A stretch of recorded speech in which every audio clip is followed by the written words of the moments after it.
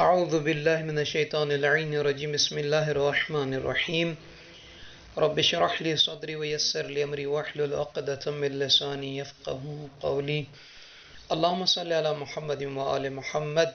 سامعین عزیز مومنین مومنات، دعا ہے پروردگار عالم ان لمحات کو ہم اور آپ تمام سننے والے احباب سے منظور و مقبول فرمائے۔ آئیے ویڈیو شروع کرنے سے پہلے آپ تمام مومنین مومنات کی خدمت مبارکہ میں چھوٹی سی عرض ہے کہ ہمارے نجفی کربلائی یوٹیوب چینل کو سبسکرائب فرما دیں جو نئے آئے ہیں، اور جنہوں نے ابھی تک نہیں کیا، اور بیل کے بٹن کو بھی آن کر دیجئے تاکہ ہماری نئی ویڈیوز جو ہیں آپ تمام مومنین کی سماعتوں تک پہنچتی رہیں۔ سامعین عزیز، آج اس ویڈیو میں ماہ شعبان المعظم جو رسول اللہ صلی اللہ علیہ وآلہ وسلم کا مہینہ ہے اور اللہ تعالیٰ کے تقرب حاصل کرنے کا مہینہ ہے اور اللہ تک پہنچنے کا مہینہ ہے۔ یقیناً وہ خوش نصیب ہیں بہنیں، وہ بھائی، وہ مومنین، وہ مومنات، وہ اللہ کے عبد اور کنیزیں جو اس ماہ مبارک میں مسلسل عبادت کرتے آ رہے ہیں، دعائیں مانگتے آ رہے ہیں، نمازیں پڑھتے آ رہے ہیں، روزے رکھتے آ رہے ہیں۔ خداوند عالم ان کی ان عبادات کو، طاعات کو اپنی بارگاہ میں منظور و مقبول فرمائے۔ آج اس ویڈیو میں آپ تمام مومنین مومنات کی خدمت مبارکہ میں ماہ شعبان المعظم کی 11ویں رات کے اعمال کے بارے میں بتانا ہے۔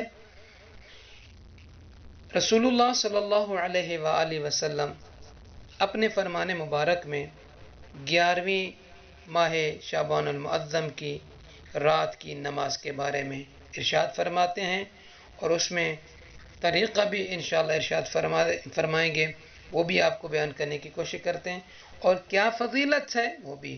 تو رسول اللہ صلی اللہ علیہ وآلہ وسلم فرما رہے ہیں کہ وَمَنْ صَلَّى فِي اللَّيْلَةِ الْحَادِي عَشْرِ مِنْ شَعْبَانَ 8 ركعات يقرأ في كل ركعة فاتحة الكتاب مرة وقل يا أيها الكافرون 10 مرات۔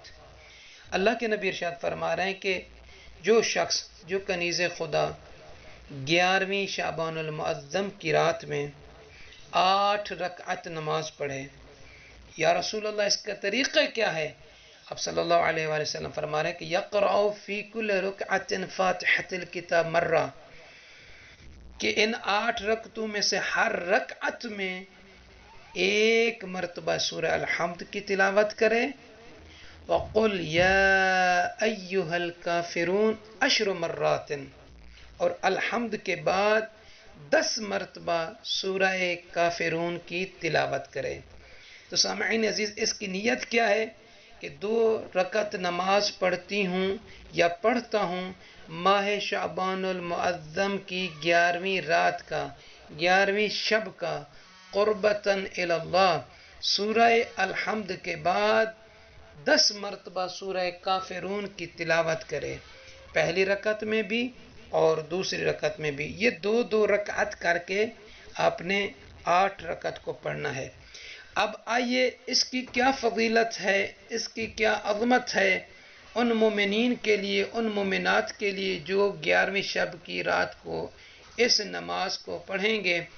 اللہ کے نبی فرما رہے ہیں کہ والذی بعثنی بالحق نبیا، اللہ کی قسم کہ جس نے مجھے سچا نبی بنا کر بھیجا ہے، لا یصلیھا، اس نماز کو 11ویں شب کی رات والی نماز کو کوئی نہیں پڑھے گا، الا، مگر یہ کہ مؤمن مستکمل الایمان، وہ مومن کے جو کامل ایمان رکھتا ہوگا وہ ان 8 رکعتوں کو پڑھے گا۔